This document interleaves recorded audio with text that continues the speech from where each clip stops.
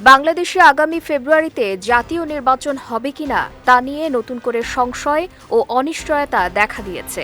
নির্বাচন নিয়ে রাজনৈতিক দলগুলোর মধ্যে পাল্টাপাল্টি অবস্থান ও ভোটের পদ্ধতি নিয়ে বিতর্ক রাজনীতিতে নতুন করে অস্থিরতা সৃষ্টি করেছে।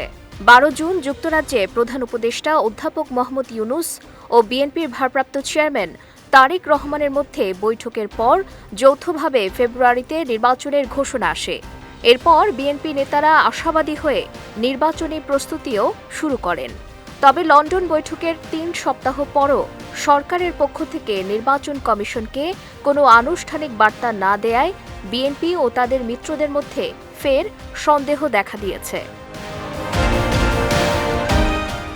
প্রধান নির্বাচন কমিশনার এএমএম নাসির উদ্দিন জানিয়েছেন, ফেব্রুয়ারি থেকে এপ্রিলের মধ্যে নির্বাচনের প্রস্তুতি নেওয়া হচ্ছে। তবে প্রধান উপদেষ্টার সঙ্গে সাক্ষাতে নির্বাচনের নির্দিষ্ট সময় নিয়ে কোনো আলোচনা হয়নি।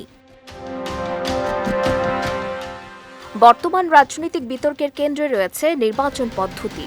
বিএনপি ও তাদের মিত্ররা সরাসরি ভোট ব্যবস্থার পক্ষে থাকলেও জামায়াতে ইসলামী, ইসলামী আন্দোলন, খেলাফত মজলিস ও গণ অধিকার পরিষদ সহ ইসলামী এবং কিছু বামপন্থী দল আনুপাতিক প্রতিনিধিত্ব পদ্ধতির দাবি তুলেছে।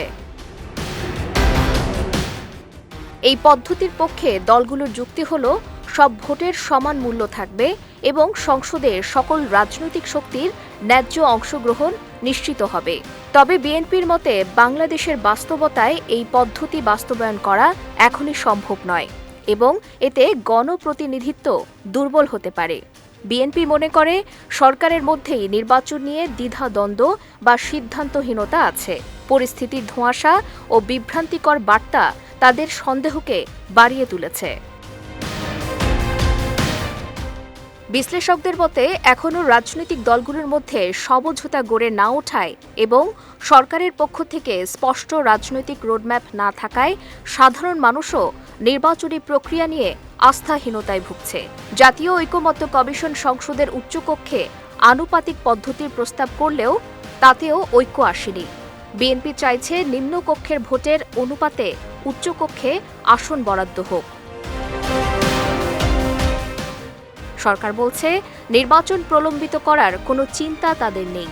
তবে দলগুলোর মধ্যে ভোটের পদ্ধতি নিয়ে মত পার্থক্যের কোনো সমাধান হয়নি এবং তার প্রতিফলন ঘটছে মাঠের রাজনীতিতে। নির্বাচন নিয়ে অনিশ্চয়তা কাটছে না।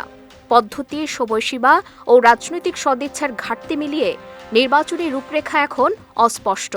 আর সেই কারণেই সংশয়, সন্দেহ এবং অনিশ্চয়তা ঘুরে ফিরে সামনে চলে আসছে। বিজয় টিভি নিউজ ডেস্ক।